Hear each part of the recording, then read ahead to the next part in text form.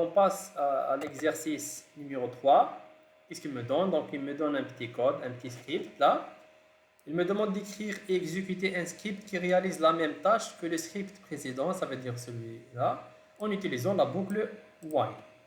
Ça veut dire qu'il me demande de remplacer la boucle for par la boucle while. Avant de passer au remplacement et à l'écriture du script, donc on va expliquer qu'est-ce qui fait le code.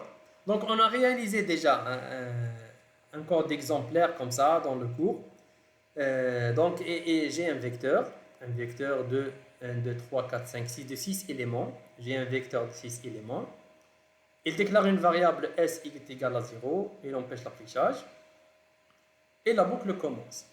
I égale 1 jusqu'à length v. La commande length, elle me donne le nombre des éléments d'un vecteur. Ça veut dire si ici j'ai 6 éléments, donc la boucle va travailler de 1 à 6. Donc si je veux changer par exemple la fonction length, je peux utiliser par exemple columns. Si le nombre de columns, ça veut dire 6. On a travaillé avec columns dans l'exemple du cours. Et je fais la sommation, c'est S qui vaut préliminairement à 0. S est égal à 0, est égal à S plus V de I. V de I, ça veut dire qu'il commence par 1. On a dit déjà que dans MATLAB, il n'y a pas un indice 0. Le premier indice, c'est toujours 1. Le premier indice, c'est toujours, ça veut dire ce numéro, son indice 1, celui-là 2, 3, 4, 5 et 6. Ça veut dire que je vais commencer par cette position. V de 1, il vaut 1. Et on a dit que la boucle for, elle incrémente automatiquement de 1 à length, ça veut dire de 1 à 6. Donc, elle va incrémenter automatiquement V de 2 plus la première valeur de S, ça veut dire 1 plus 44, 44 plus 1, ça veut dire 45, et ainsi de suite jusqu'à obtenir la dernière position, numéro 6. La boucle va sortir et j'affiche la somme S. Il faut noter que je peux afficher directement en utilisant le nom de la variable S égale, ou je peux être bien structuré si j'utilise disp ou display S. Donc, je vais essayer de modifier le script en remplaçant la boucle for par la boucle while. Donc, je commence par la déclaration du vecteur. V, il est égal à quoi? 1, 44, 17, 84, 15, 36. 1, 44, 17, 84, 15, 36. 15, 36. Voilà. 1, 44, 17, 84, 15, 36. Voilà.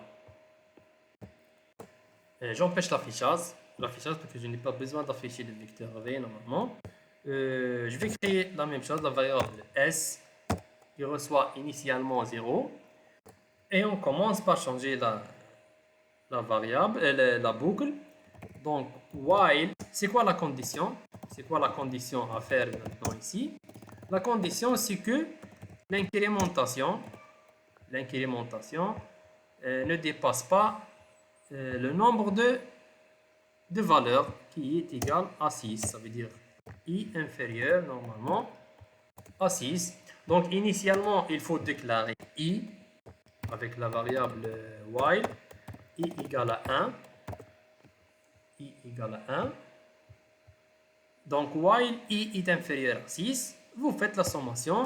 Donc, S égale S plus V de I. Donc, je ferme le bloc itératif par 1 et j'affiche S, disp S. Donc, normalement, vous allez me dire pourquoi on a utilisé I inférieur à 6 et n'est pas inférieur ou égal à 6. Donc, si je travaille, je vais dire ici I égale 1 plus S plus... donc, on a oublié de mettre l'itération. On a dit que la boucle, la deuxième différence entre la boucle while et for, c'est que l'incrémentation dans la boucle while, elle est mise par le rédacteur du code, par le rédacteur du script. Donc, il faut mettre l'incrémentation manuellement. C'est pas comme la boucle for. Je dis par exemple for i égale 1 à 10, automatiquement, il va commencer par 1 et il va terminer par 10 avec un pas de 1, 1, 1. Non, dans la boucle while, il faut déclarer que i commence par 1 et i, il va être limité par 6 et je donne l'incrémentation. Ok. Avec for, non. Ça, il est fait automatiquement. On donne juste la première position et la dernière position et l'incrémentation elle est mise automatiquement. L'incrémentation elle est mise automatiquement. Ok. Donc on a dit pourquoi on a mis la condition que i soit inférieur à 6. Donc si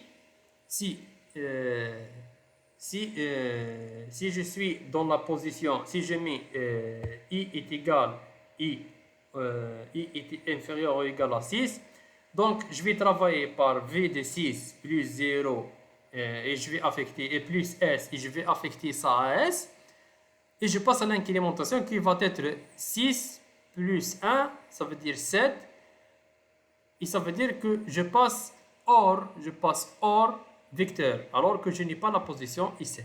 Je n'ai pas la position I7. Ok. Donc, voilà le code. Il est écrit ici. Il est écrit ici, le code. Donc, on va essayer de lancer le programme. Donc, il est lancé. Voilà. Je vais supprimer tout ça.